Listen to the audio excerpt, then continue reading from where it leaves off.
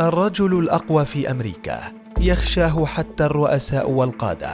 واجه الشيوعية والنازية وحتى رجال العصابات، وحول فترة خدمته إلى قبضة حديدية. تجاوز القانون والحريات ليصل لأهدافه، ووصل بمكتب التحقيقات الفيدرالي ليكون الأقوى في أمريكا. هو الرجل الذي اتهم باغتيال كينيدي، ويقال أنه حكم واشنطن 40 عاماً. راقب الشعب الأمريكي كله، ولم يطاح به عن كرسيه إلا محمولاً على نعش الموت.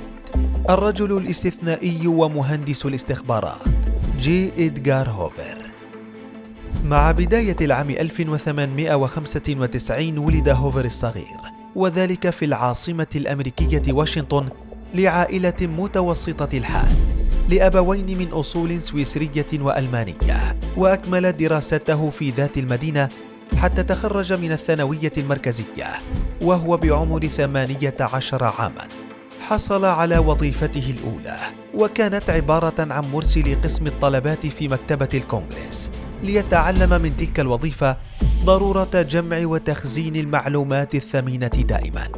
أكمل هوفر دراسته حتى نال البكالوريوس في القانون، ثم نال درجة الماجستير في ذات الاختصاص، ليجد لنفسه مكانا في وزارة العدل الأمريكية، وهناك نال سمعة ممتازة، خصوصا بعد عمله في شعبة المخابرات، حيث بات الضابط الجوكر في الشعبة، والرجل الذي يمكنه كشف كل الألاعيب ببساطة.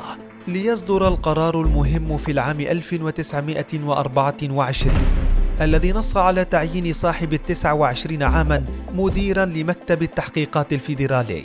ورغم قوة المنصب والفرصة الذهبية التي وصلت لهوفر، لكنه وضع شرطاً لاستلام المنصب، حيث اشترط أن ينفصل المكتب عن وزارة العدل، ويصبح بذلك مكتباً مستقلاً، ويرتبط بشكل مباشر بالنائب العام.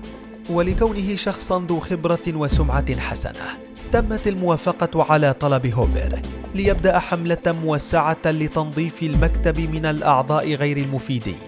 ثم فتح المجال لأصحاب الشهادات، وشدد على ضرورة خضوع جميع المتقدمين لاختبارات علمية وبدنية شاقة، حيث أراد جلب أفضل الأشخاص للعمل في المكتب.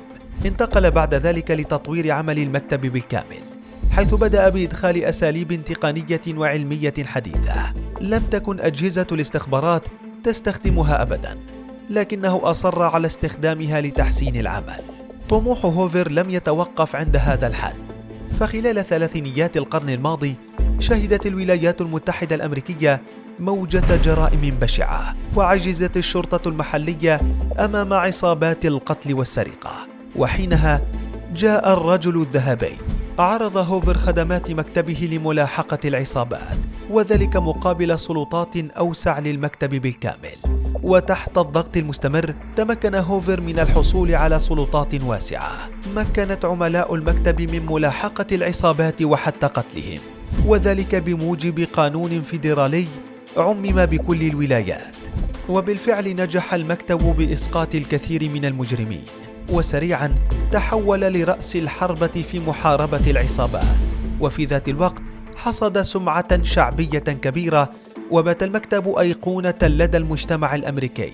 واستمر هوفر مديرا للمكتب، لتأتيه بعد ذلك فرصة جديدة لتوسيع صلاحياته، حيث اندلعت الحرب العالمية الثانية التي أشغلت العالم، وحينها نجح بالحصول على تفويض رئاسي بملاحقة الجواسيس النازيين داخل الولايات المتحدة، الأمر الذي زاد من شبكة عملائه، وحول المكتب إلى عيون تراقب الشعب الأمريكي كله وليس الجواسيس فقط. وتكرر الأمر خلال الحرب الباردة، حيث بات المكتب يترصد جواسيس السوفييت، ونجح في المرتين بالإيقاع بعدد منهم. سيرة لامعة قد تعتقد أنها سارت هكذا تماما، لكن الواقع يقول الكثير من القصص. فهوفر ومكتبه لم يكونا دائما يتبعان القانون، حيث سجلت لهم العديد من عمليات التنصت والمراقبة غير القانونية.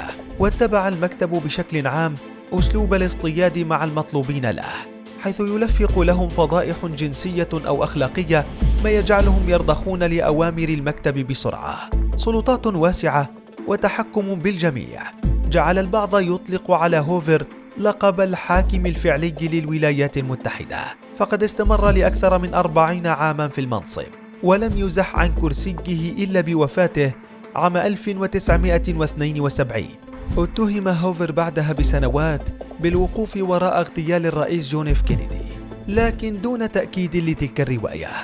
رحل هوفر بعد سنوات من المراقبة والتنصت، جعلت منه الرجل الأبرز في الولايات المتحدة، والرجل الذي يخشاه الجميع، بداية من رئيس البلاد ووصولا لأصغر مواطن فيها.